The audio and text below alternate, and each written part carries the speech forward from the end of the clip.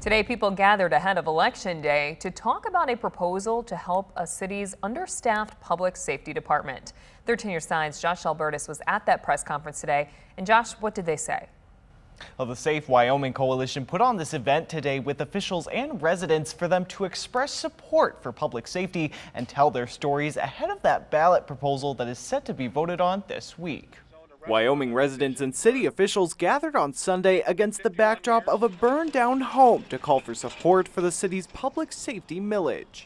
This millage passing and the additional hire of the additional officers, firefighters, will help reduce that response time for emergencies, and that's what this is all about. According to city officials, the millage would raise roughly $4 million for the public safety department and cost residents $150 for every $100,000 in taxable home value. A previous effort to raise funds for the department through an income tax increase was rejected by voters last year. It will be up to voters on Tuesday to decide whether a millage to do the same is the right choice. The Wyoming Fire Department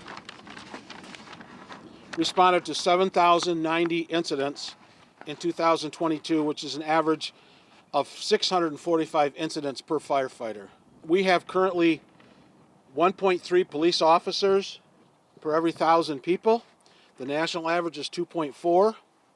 We simply do not have enough police officers to cover all of our shifts and do the things we need to do. One of those speaking at the event, Wyoming resident Lauren Golke, said she nearly lost her 1-month-old boy before first responders were able to arrive. It looked like my son was dying on the floor in front of me, and my 1-month-old was dying.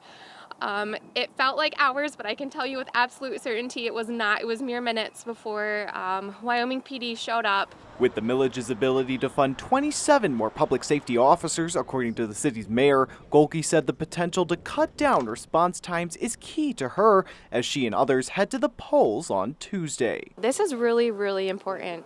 The lack of having timely first responders, because you never know too. I mean, we got that fast response, but what if there's multiple calls of the same priority, and if we don't have those first responders, then people are not going to get the care.